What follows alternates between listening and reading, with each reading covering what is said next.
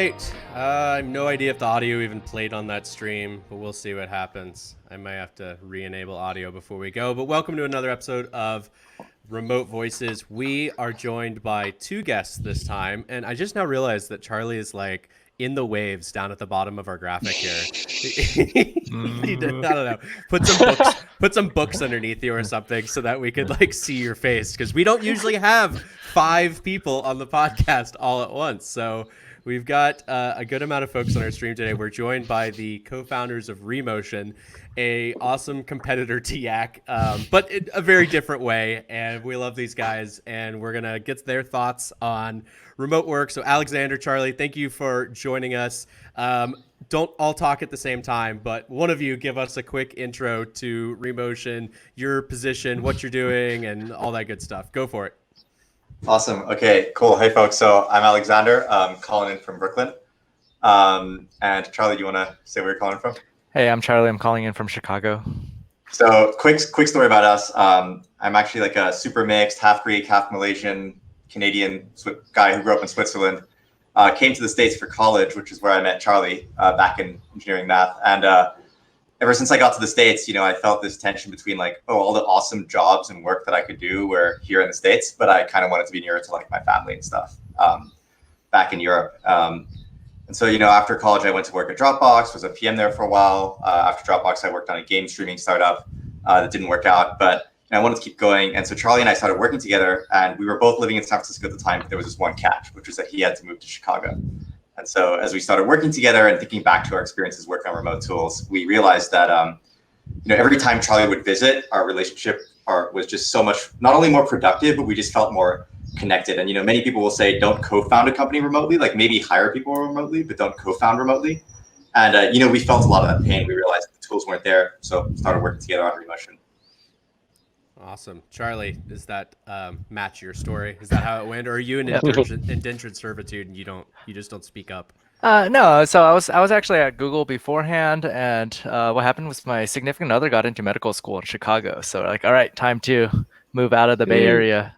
And I explored kind of all the options for working at Google Chicago, and there just wasn't something interesting. And I realized what I really wanted was to work on the things that were most impactful and interesting to me, and wherever I was. And so meeting up with Alex again, and kind of talking about what things we could do, it realized how big of a need there was for building things that allow people to work everywhere. Well, so just to get the Bay Area, that's going to be a theme moving forward, I think, in this presentation. For sure. I mean, it's basically what we stand for. And actually part of the problem is that people have to move to the Bay Area in the first place, right? Like, I don't think I have to convince you folks that like, okay, distributed teams are the future, but like, why? I think there's some folks you'll talk to who say it's so that you don't have to commute to an office. I think that's valuable, but actually the really valuable thing is so that you can do your best work from wherever you're happiest. And okay, so that means you're going to be working remotely. And our point of view is that the problem with working remotely is that it can feel remote, sort of somewhat intuitively. Our mission is to help distributed work not feel remote and to help teams build really collaborative cultures. And I think our sort of unique point of view on this is that there is a place for face-to-face communication, and a lot of collaboration is best when it's face-to-face. And a lot of the sort of brilliant ideas and like moments of belonging and connection are serendipitous. And so that's why we're building Remotion, which is a quick video chat app that basically just puts your team on your screen so you can see who's around and who's free to chat and jump into quick conversations. Awesome. Well, we are going to do our standard Remote Voices setup. We're going to throw some stuff on the screen right now and go over some news from the Twitterverse and talk over that. Let me pull up my screen here. Let me check the box for share audio this time. All right. Can you guys see my presentation now? Let's see. Yep. Wow. Here we go. You are And good. right off the bat, it's exactly what I said it would be. Just terminated my SF lease after 4.5 years there. Looking forward to a nomadic summer and fall. What are your favorite places on the West Coast? Criteria: warm weather and near. I find this interesting for a number of reasons, mostly because 5 years nearly in SF and they're getting out now, but also this nomadic summer and fall. travel is a little bit difficult these days with COVID. So, we talked to a lot of startups in kind of like the nomad space that help people find places to work, help people go travel abroad. I am all for people moving out of San Francisco or getting out of at least their Silicon Valley bubble and being able to move to basically wherever they want and still be just as successful. But it could not have happened at a worse time because now you can't travel and just like have this freedom to be everywhere. So, what do you guys think about not only canceling these leases and actually kind of living this nomadic lifestyle, but where are they even going to go? I mean, Alexander, where did you say you're based out of? I'm in Brooklyn, New York, which is like you're in the epicenter right now. Yeah, not a better place right now. Okay, well, you are in a not so great place. I know that San Francisco was one of the first places to do lockdowns. I guess my thought is like, where can this guy go right now? We just hired a new developer who's in Seattle right now, working for a big company. And actually, the reason why we hired him is he wants to travel abroad, and he basically likes being in a different country like every week. And his company said, "Well, sorry, that's way too complicated for us.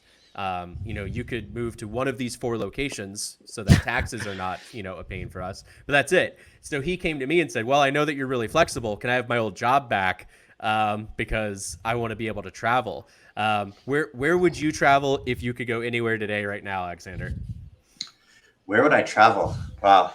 To be honest, I mean, I've thought about moving elsewhere, but right now, and I'm sure it feels similarly for you all, like it doesn't feel like there's that much time to travel. I feel like, we, just like you, we were thinking about like some ideas and like, what should we build? And during 2019, it maybe felt like we had the time to iterate and like travel while iterating, say. But when the pandemic hit, all of a sudden we realized, there's like a really big responsibility that we have, and also opportunity to get things right. So we've been pretty heads down. Like I've thought about going somewhere else, and frankly, there's just not much time. So I'm in Brooklyn. If I could travel though, and I would go somewhere, I would probably go somewhere near to family, I guess. So right now my family's in Malaysia because my family's all over the place. Maybe I'd go there. Nice. Charlie, what about you? Where would you go? I really wanted to explore more of actually just the Midwest and just various parts of the U.S. that you don't normally see. Before all this pandemic stuff, I did a really nice road trip. I drove from Chicago all the way down to Alabama, and I just saw a lot of the U.S. that you just normally get to interact with, and there's a lot of great parts of the plus one on that. Go around. I'm wanting to go to the Midwest too. That was on my agenda. I want to just go somewhere random. I want to go to like Wyoming or like, somewhere super random. That would be really cool. Get a yak log cabin up there and hang out. Paint it yellow. South Dakota, here I come. I want to make a point on this tweet though. Like, it's great that Brenner is happy to be terminating his lease and having a nomadic summer and fall. Like, I think that though there's this misconception that a lot of remote work is like, okay, let's go be nomadic. And like our team is full of tech people who don't live in the Bay Area. We're across like 4 continents, 6 time zones, I think, and like 8 cities, all the way from like Australia to India to like various parts of America. And none of us are nomadic at the moment. And I think that the main set of people to support is actually people who are working from wherever, say, their family is or their roots are, and less about supporting nomads. I mean, being a nomad is great, but part of why, not to go on a long sort of monologue here, but part of why we think we need products like Remotion is because since the shift from like more agrarian society to more urban society, where people are having to move for jobs, they're getting uprooted from where their family and friends are, moving to some like new city, and so therefore work has to be a larger part of their community. And so we feel at Remotion, part of our duty is not just about helping people be productive, but it's about helping people form community while they're, while they are wherever they are, and work is an important part of that today. But we think it'd be even better if there was less of a burden on work to be in people's communities, and like, you could be near to your family and near to the friends that you grew up with without having to move to that big city. And being nomadic is good, but it still probably means you need more of that from work. I think you're right, though, that the nomad lifestyle is not just remote work, right? It's like the pro version of remote work. When you go like all in, there are other ways to work remote and not be bouncing country to country every week. You could just live at home with your family in a normal, suburban house. So yeah, I think it's right to, differentiate those things. I think for me, just at a baseline, what's exciting about this is it's happening, right? Like it's happening. People that would have probably told you before, like, I will never leave. I can't leave. I can't afford to leave. My job won't be the same. Whatever the reason would have been, we can look at this and go, it's happening. People are actually saying, yep, this was it. This was the kick that I needed. I'm finally able to move out of, the valley and just go wherever I want and have the same job. And I think that transition is super cool. And I think it's great that we're seeing big players and big names say, take that first step, which is establishing the normalcy of it. And so you'll start to see more and more people, not having that pressure to have to stay, in that area. I love that we lost Hunter in the middle of this. I guess he just didn't want to talk about this topic, but I'll be back. I think he lost power. oh, what man. he said. It was storming really bad there. So maybe he'll come back after the internet comes back on. All right. So this is, again, David, we've got DHH here in our feed again. Wait, what? Facebook is seriously going to dunk someone's salary if they move. That's barbaric. And I happen to know what this one's about. I think that they made the announcement very poor, because I understand the mathematics behind it, because the mathematics typically work in the positive direction. It is totally normal when a team is fully remote, that you base their salary off of where they live, because you have to you can't pay everybody the exact same amount of money, even if they're the exact same position, because cost of living is different in different areas. Now, ideally, with the last tweet that we just looked at, maybe that won't be an issue anymore because people won't have to live in some very high cost of living area. But that's totally normal to me, that you would have to pay somebody in San Francisco different than you would have to pay somebody in where I'm at, St. Cloud, Florida, where cost of living is very low. I think the problem here is that the news release and the way that it was pitched from a PR perspective was the reverse. It was, instead of paying people more when they need more money, he said he was going to start cutting salaries if they worked remote. And I don't know if that was purposeful or if that was just really, really bad wording of the release. Did you guys at Remotion see this article? Yeah.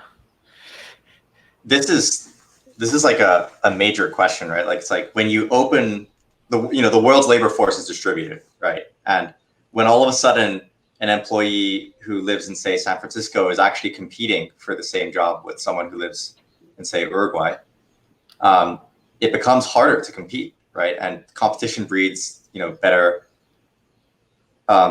efficiency for almost everyone involved. But it's really challenging to deal with because, now you're in San Francisco and, okay, there's another person who can do similar work to me at a lower cost. How does the company deal with that? I think this is a tricky thing that companies are going to have to figure out on a case-by-case basis, because I agree with you. Like, the opportunity that someone in Uruguay has now to compete for, say, jobs in San Francisco is amazing. And that can change lives and really elevate people up. But on the other hand, how do the people who previously had less competition deal with things going forward is tough. I think when we look at this at Remotion, one of the things that we think about when we're hiring is like, how do we hire people who really believe in the mission of elevating people's lives everywhere around the world? And so we actually bias towards hiring outside of Silicon Valley, because that means we're hiring people who, wants to create a life for themselves where they are, where their roots are. And we think that's really valuable, and slightly more valuable actually than people who want to sort of travel a lot while they're working. Yeah, it's interesting you say that, because we kind of have like the same thoughts. Not that it's like we're totally against it, but we're kind of the underdog, right? When you're being remote, I don't know if you can necessarily give into the Silicon Valley thing, trying to build a distributed company. So I agree. And then I guess we lost Justin too, but I think the other interesting thing about that tweet is just like the context, or like the delivery was really bad. Like, I feel like generically saying cutting salaries, it just also automatically makes people like nervous, or like, so what does that mean? Or like, what does that entail? I don't know. I think for running a remote company, you have to be really deliberate about everything you do and the decisions you make. And the crisis we're going through is forcing companies to not have the chance to be deliberate about these things. They have to kind of figure out how hard it is to actually decide all these policies in place. Yeah, it's super interesting. That's one thing we should actually like talk about. It's super interesting seeing all the people who are being forced to go remote and they've like never gone remote before, and figuring out just kind of like the little nuances and things that like make remote work. And it's fascinating to me that, one, how many people are just trying to figure it out, and then two, how many people are like, oh, we'll never go remote. But now that like the giants are like, hey, it's remote, everybody's like, or some people are like, okay, I guess we'll try remote, or like see what's up. There's like a weird, almost like confirmation bias. Like people are like thinking about it, and then they see Twitter go remote, and they're like, okay, so I guess we'll be doing it too. What do you guys think about that? Like, have you seen that as well?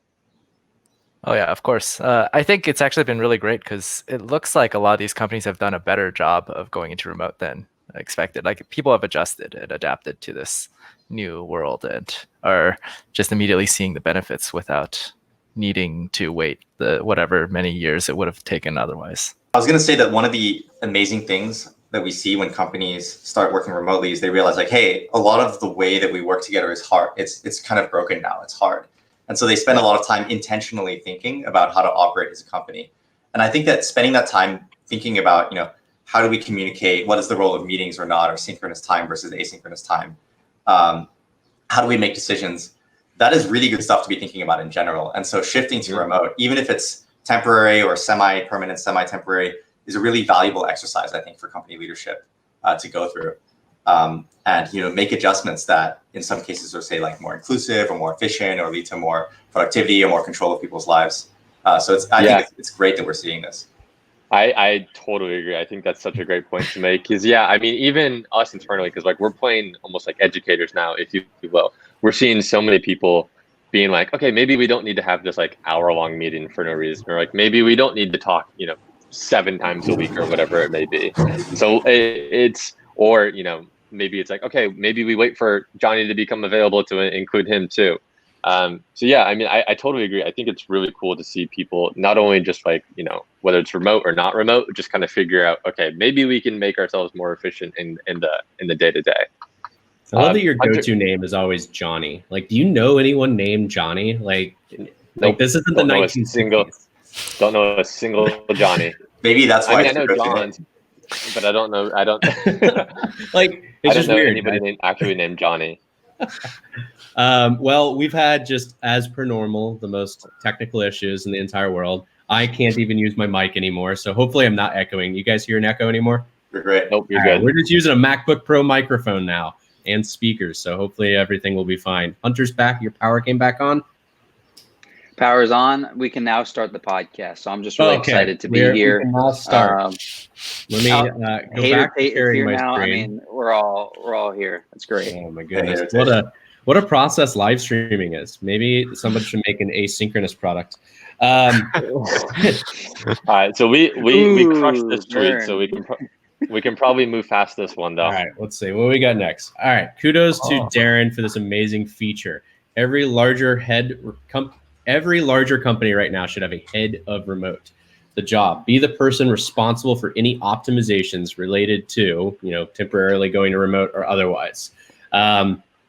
I think that we talked about this actually a couple weeks ago, just this idea of Darren's position as head of remote becoming like a normal thing. Just every company will now need to have a head of remote. And I hear about this a lot in, I think Webflow hired this like head of people or something. And you hear about it a lot with like diversity roles and HR roles. And I don't know. I mean, I grew up in Florida. We don't have the same Silicon Valley HR policies that a lot of companies have. And so I've always laughed at like all these ridiculous role names that they give these, positions, because I think at the end of the day, it all comes down to kind of the same thing. You're taking care of ensuring that the people that you're hiring are taken care of, that they're comfortable, that, there's policies in place for who you hire and ensuring you're getting the best talent in there.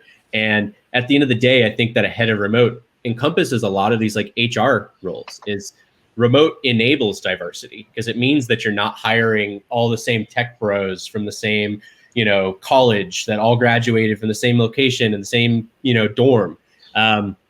we had a fun troll account the other day on Twitter that was loving to argue with Hunter and I, and one of the things they accused we shall not name names name names. or but give one of the them things they any more accused me time of of is day. being like a tech bro, and I'm like, dude, I am so far from a tech bro. Like, there's like cows outside my house. Like, I don't subscribe to that culture at all.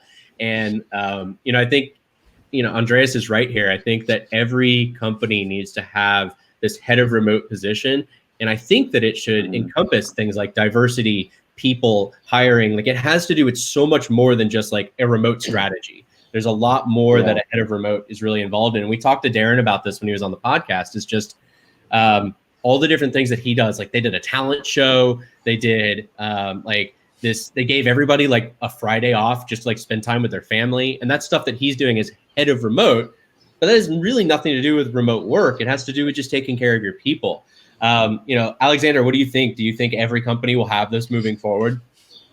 Yeah, it's interesting. Going back to the point we were discussing with Jordan, I think that every company should be thinking about these things, but probably most companies shouldn't have a head of remote. That should just be stuff that the CEO thinks about all the time, right? Or like when that company is at the scale where they can support, say, a head of diversity, they should have a head of diversity who's thinking about that. And remote is just the future that we see is that remote is just so normal. Like, you don't talk about, is this a remote company or not? It's just a set of people working together. Exist. Right. Yeah. And, of course you should be thinking about like how you communicate. Right. And of course, therefore, you should be thinking about like, well, what is the underlying decision-making framework that we use? Right. And of course, you should be thinking about, well, what is the working environment of our people? And you shouldn't need to have someone who's head of remote to think about that. But if you're so large that you can have a specialist working on that thing, like, for sure, that's awesome. We're, happy for you. But I don't think you need a head of remote to work remotely. You should just be thinking about it anyways.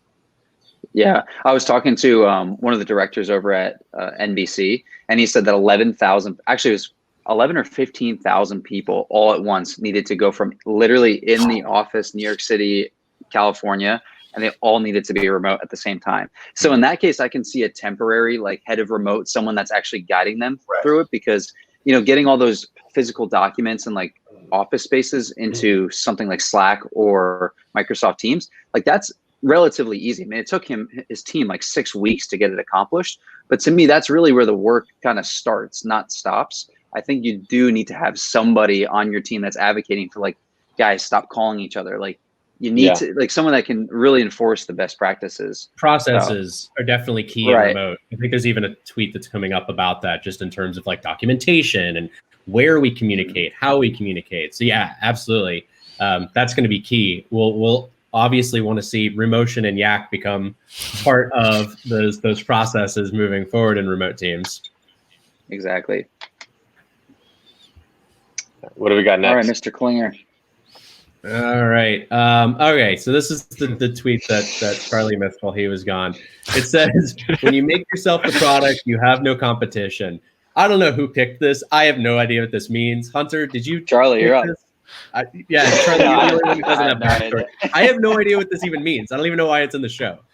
Who's this Jack Butcher guy? I guess he's incredible. He There's sounds no like a superhero. the incomparable Jack Butcher.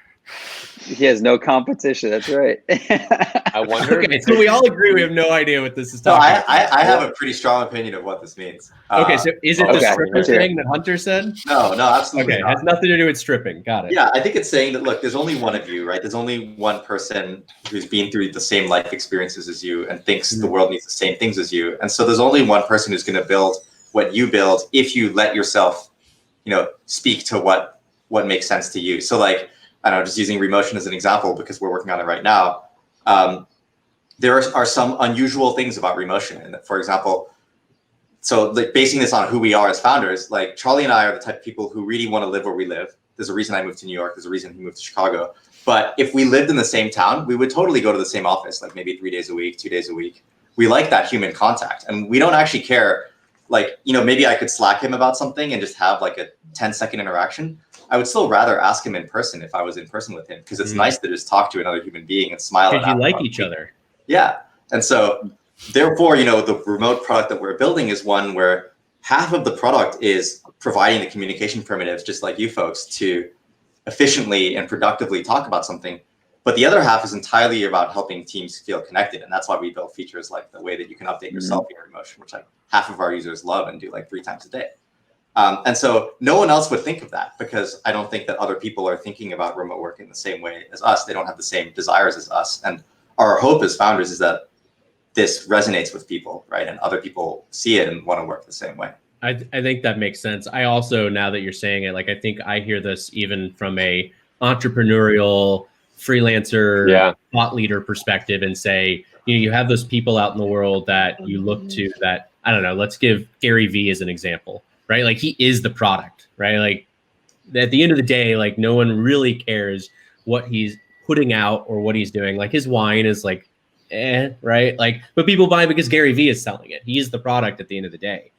So I think that that's like really what they're talking about here, is if you own the like output on the end, it's really like you that you're selling, because you're selling your experiences, your brand. I think that's what you said about remote is really true, is that a lot of what we put into Yak is based off of like our own team being remote for the last 5 years, and the things that we found worked and didn't work. And yeah, I mean, you're right. I get that. Thank you for bringing clarity to what I thought was a tweet about stripping. It seems like there's a touch of self-development here, right? Like if you're like constantly iterating on yourself, like you can't look at other people. That's how I'm sort of reading into it now that you guys are saying that. It's stop looking at what other people are doing and just focus on yourself and iterate, build an MVP, iterate, launch, test, send out surveys, get feedback. We got a question here in the comments. Charlie, how do you support people remotely when they vary on work, personalities, workflows? Like, how do you support all those different types of personalities at your company? Oh, it's really hard. Everyone has a different amount of how much they want to get into meetings or like talk to you in person. To me, I think a big part of it is not using prescriptive tools. Some tools are very strict about how they do things, and not creating forced structure around how you work helps a lot. For us, like something that makes it really hard for our team is how much time zone difference we have. People on one side we have like Australia, and the other side we have Uruguay, which is one further than New York. And when you have a big time zone variance, like how people can work on their own time when they're most productive, when you have to deal with family stuff and all that is really key. But like the remote work actually makes it easier for them to be able to deal with that. And the reason why it works is because you have to have a high level of trust in your team that they can figure things out. And if you have that, then it all works through. Yeah. Actually, I want to riff on that. Go ahead. Go ahead. I was just going to say, we talk about trust all the time, but if you guys, have something to say about it, feel free. So one of our core company values is we empower others. And this is really core to like how we work as a company and how we build Remotion. And I think it's sort of interesting because, we obviously spend a lot of time reading how people think about remote work, and we hear a lot of thinking about how it's important to create analog spaces that are virtual where everyone can opine on something, say, right? And that works for some people, but it doesn't actually work for everyone, because not everyone likes to make decisions in a consensus-driven way. So the way that we think about it is, when you work at Remotion, we trust you to own like an entire thing, and it's up to you to decide how to run that thing, up to you to decide what that thing is, and also to decide how to involve other people and how to work with other people. And so like a core part of how our team works and how we develop our product is that you can decide, how much meetings you want to have about a topic versus how asynchronously you want to work on a topic. You can decide if you want to, have everyone opine at one point in time, or if you want to talk to people one-on-one beforehand. And I think this is the challenge with remote work. Like, because all of a sudden everyone's virtual, there's a lot of push for like leaders to be like, okay, I'm going to figure out the system that everyone uses to make decisions. Like we're all going to comment on Jira tasks, and like every decision will be a pull request, right? And I think that that's a little bit missing the point in when you think about how different each human is. And if you can build a fabric for communication that works across decision-making styles and collaboration styles, that's more powerful and effective. Yeah, and I think what we've seen as well is like it varies per type of role as well as person. So like designers work differently to developers. A person in HR is going to communicate in a different way that a founder is going to communicate. Even in our own product with Yak, we see this with the difference between like video and voice. I've had devs that we worked with very early on that I would use Yak with, and I would communicate with voice. and they just felt more comfortable shooting me a Slack message as a response, and that was fine. And that's why I kind of liked, the workflow of Yak's asynchronous behavior, is because some people, I guess, just didn't feel comfortable hopping on voice. And what we've also found, especially in a very remote team, is that it varies per I guess location / language. So, what we found is with people with a very language barrier, they feel a lot more comfortable speaking constantly in their native language. But when they need to talk to somebody who's maybe not speaking in their native language, they relegate back to like an email-based communication or a Slack-based communication, because they can type things better because they don't feel uncomfortable speaking the language. And it's all these like small nuances that you have to like manage when you're building a remote team, between understanding how someone wants to communicate, how often they want to communicate, and then what's the process overall as a company. How do we communicate, right? What's the system that we use? Just like you said, is it Jira issues? Is it pull requests? GitLab, I mean, obviously it's GitLab, but they do so much over pull requests, like even to the degree of like company decisions are made as like pull requests, even if it's not going into code, which I find very interesting. Obviously it's very deep to their culture. But I don't know that I would be able to even get my team on board with that, because the concept alone is so foreign to a good amount of our company. Yeah, GitLab is super cool. Like the way that we look at GitLab is like one of the most successful, distributed companies, and they found a culture that works really well for them, and they hire people for whom that culture works. So that culture is like forefront. Like it's like the most important thing is like nailing that culture. Right. And I think the exciting opportunity that you and we have identified is like, how do we enable remote work for more people, right? Like over time, as the tooling gets put in place, like say pull request, that's a new tool at some point, right? As the tooling gets put in place, you can pull more and more people into working comfortably and productively remotely. And I think what we are working on is pushing that frontier further and further, so that eventually almost anyone who does work online can do that work remotely. Yeah, definitely. Well, I mean, this next tweet from Chris is basically the same thing. Written communication, the most important skill for workers to cultivate. Reading and understanding, also key. Cultural issues arising from misunderstanding, meaning behind the way people write becomes a big issue. And we talk about this obviously a ton with Yak, because we feel that voice and video and seeing someone and talking to somebody is like crazy important, and just in communication in general. But when we talk to, I think Hunter, you can speak to this. Like when we talk to Zapier, they had so much to say about like written historical context and how important that was just as a process level. Yeah. Well, Zapier and GitLab pretty much document every single thing. So Zapier documents everything in Slack, so that way they can search for it. Any new employees can come in and see how decisions were made. But then obviously at GitLab, almost every single thing that they have in their company is posted publicly. So they take it to the next level. But it's really interesting that both resort to document first. And talking with one of the product managers over at Twitter, that's something that they're pushing for right now, especially during COVID, and everybody's now working at home. They are now pushing everybody, like the entire company has to be document first, written first. Some people call it remote first, but I think it's just more specifically written first, because it's just so important to have that written, which I'm excited that Yak actually has transcription, because now you can still speak to somebody like you normally would, but you're still able to search it. And I just think that maybe the word isn't necessarily written skills, but you just need to have communication skills in general. Because if the world does shift into something like what we're building, which is voice first transcriptions, and as obviously transcriptions will get to be immaculate at some point, but I think it'll just shift more into just communication in general. But that's it's interesting what you say there, though, because this tweet in particular, Chris, is saying that getting better at writing will solve the misunderstanding problem. I would argue that no level of getting better at writing will solve the fact that text is still devoid of emotion, and doing a call over something like Remotion is ultimately going to be the better way to communicate.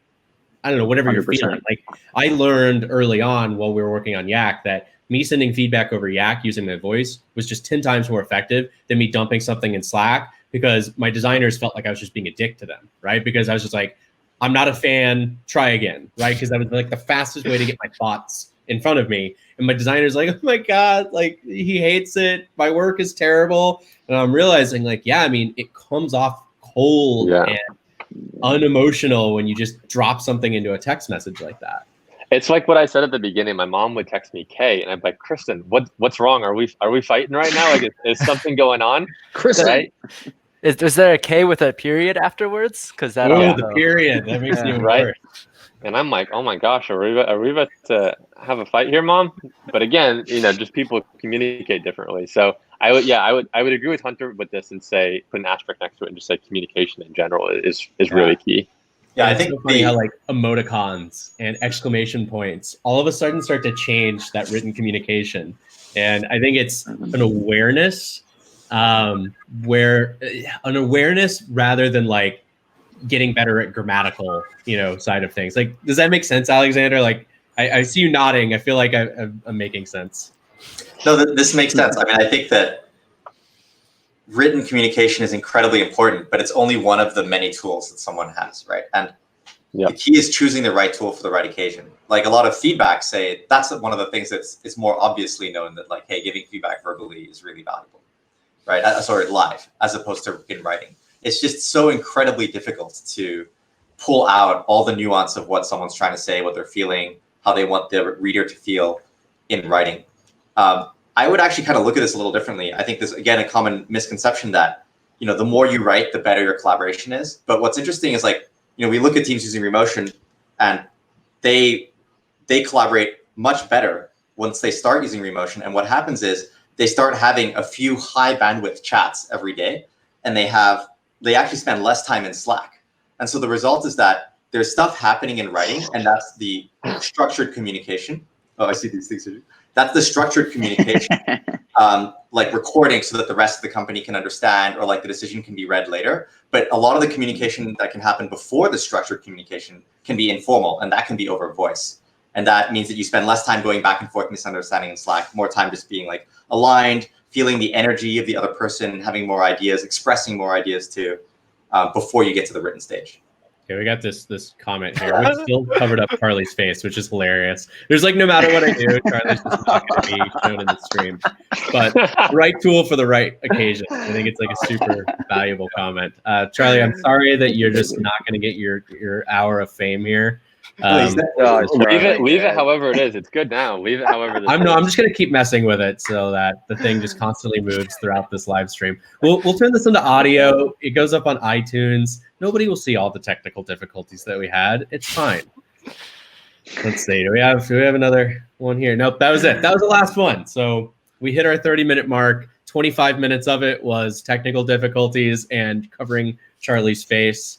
I want to kind of give you guys a second to maybe just kind of update the audience on where you're at with your product and, new features. I know you just sent out an email with like supporting multiple teams. We have some big updates on our end, like group messaging just came out. We're going to probably do a big push next week for that. So Alexander, Charlie, maybe Charlie. I just want Charlie to talk. I feel bad. Charlie, what is a new feature that's on Remotion that you're super excited about? Get your face really close to the camera so that we can just focus on you. Oh, man, that's gold. It reminds me of Monsters, Inc. and Mike Wazowski when he was on the magazine. And it was, yes.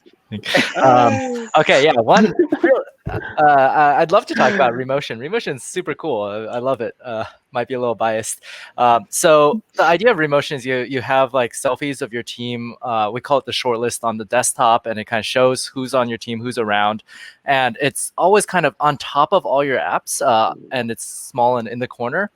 You got to check out the website to kind of get a mental picture of it. And this is presence based, right? Like your idea is that, we want people to feel like there's people working around them. Exactly. Yeah. The pictures of each person on the team is very easy to update. So the idea is your entire team constantly updates the selfie is what we call it.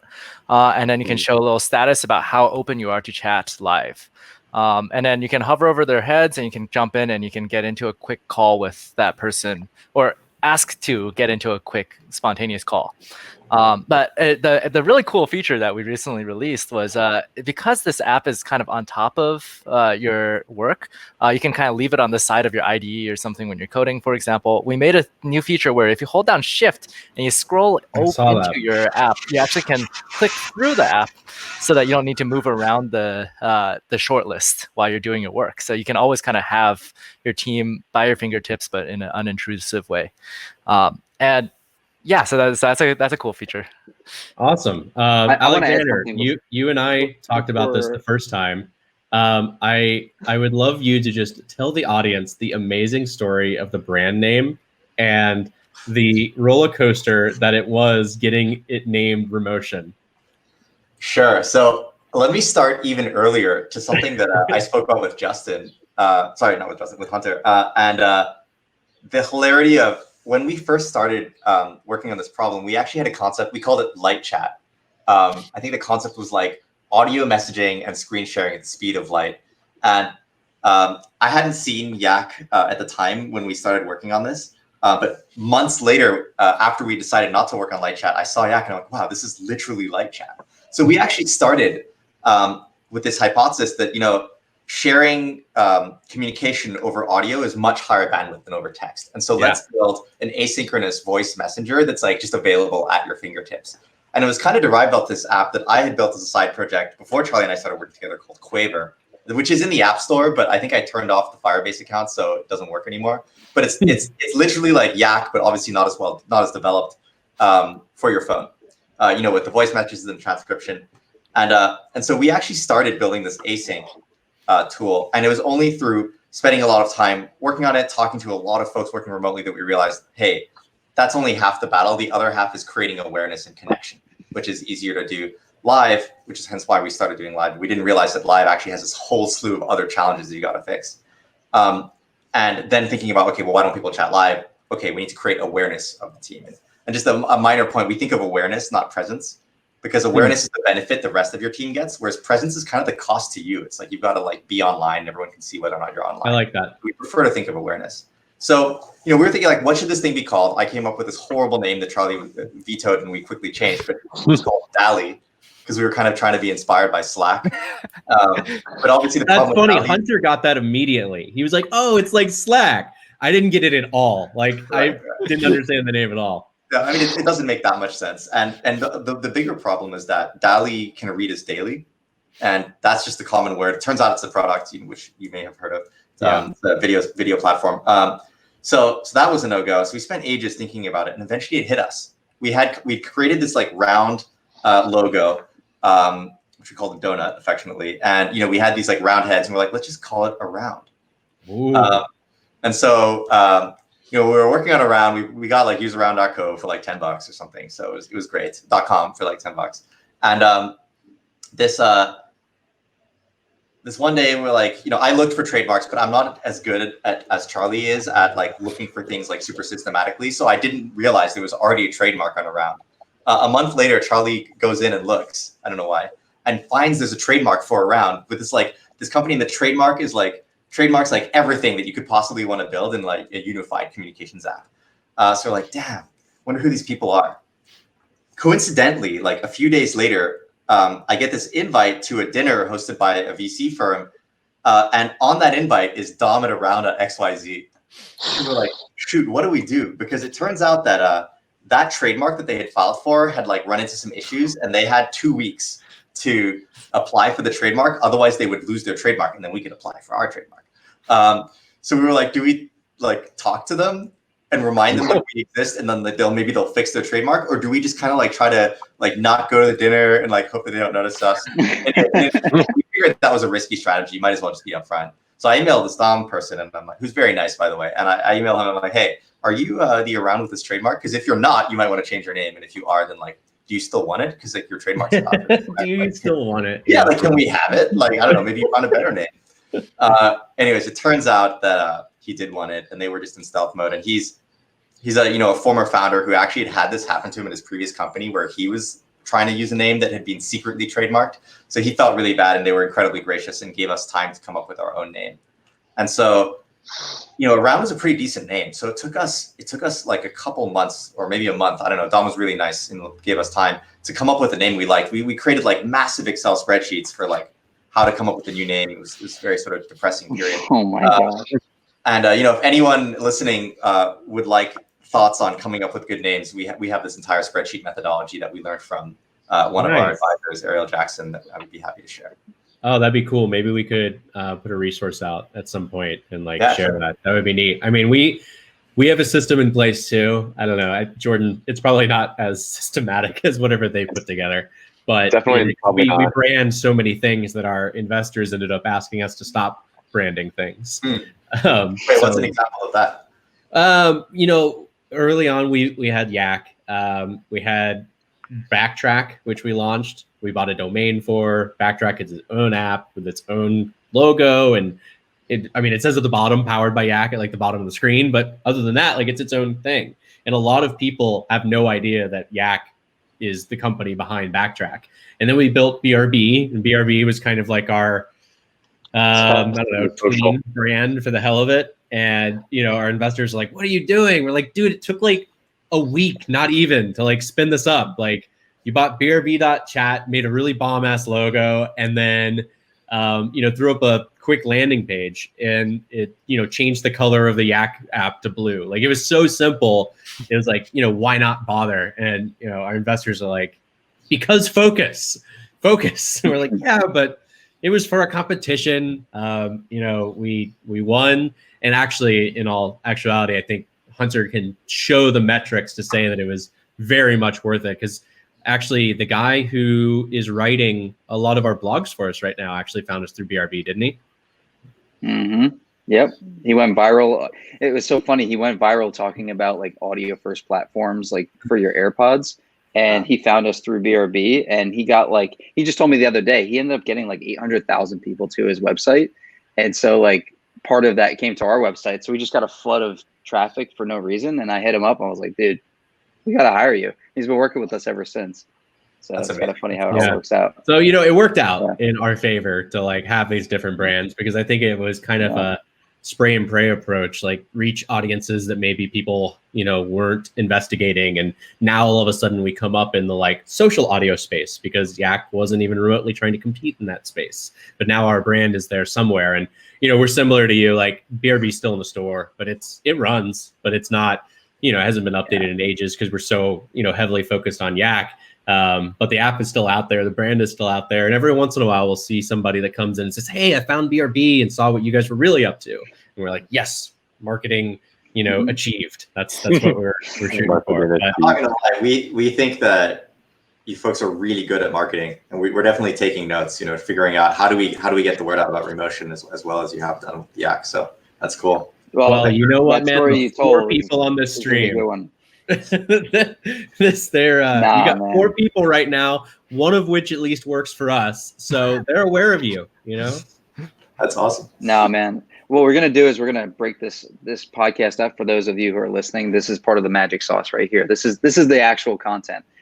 So what happens is that this content gets broken down. Emilio, he's probably listening. He will be editing this, so you guys will be able to have like a 1 to 2 minute snippet of your story.